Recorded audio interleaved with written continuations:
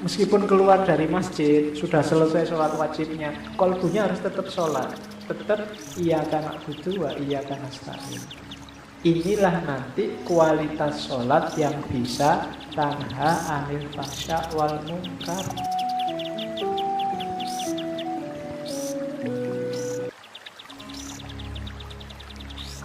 Dalilnya Syekh Abdul Qadir Jailani, sholat itu ada dua jenis, sholat lahir sama sholat batin atau sholat kolbu. Dalilnya apa? Al-Baqarah 238. Hafizu ala sholawati was sholatil wusto. Sholawati itu sholat 5 waktu itu. Kalau sholat wusto itu sholatnya kalbu. Kenapa disebut sholat wusto? Karena kalbu itu letaknya di tengah-tengah tubuh kita. Dan kalau kita sholat fisiknya, kalbunya harus sholat. Karena ada hadisnya Nabi itu, la sholata illa bihuduril kolbi. Ya, meskipun dalam prakteknya susah, kita kadang sholat itu pikirannya melayang kemana, kolbunya juga ikut kemana. Padahal nilainya sholat ketika kolbunya hadir. Dan sholat itu kan berhadapan sama Allah, namanya munajat. Munajat itu bahasa gaulnya curhat, ketemu, curhat, ngobrol sama Allah. Dan pasti tidak lewat mulut.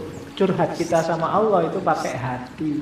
Makanya ada wassolatul wusto dan ada sholat kolbu. Nah, dirumuskan oleh Syekh Abdul Qadir Jailani, kalau sholat wajib yang lahir itu cuma 5. Sholat kolbu inilah yang anytime, yang harus kita bawa tidak hanya waktu sholat, tapi di luar sholat. Kolbu kita yang tadi waktu sholat hadir juga harus sholat di luar waktu sholat. Sholatnya apa sih kolbu kita itu? Jadi sholat kolbu itu tidak ada waktunya, terus-terusan. Ini yang sholat tanha anil fahsya wal munkar, itu sholat kalbu.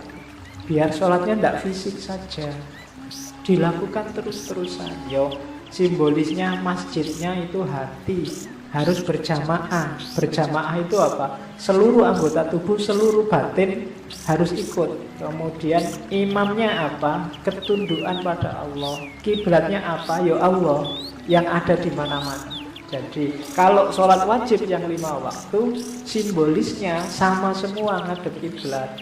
Tapi sholat kolbu ini karena di mana-mana ada Allah, ya segala aktivitas kita, saya ngaji ngadep ke timur, kamu ngadep ke barat, ada yang ngadep ke utara, ada yang ngadep ke selatan. Kalau ini dalam rangka tunduk pada perintahnya Allah, itulah sholat kolbu.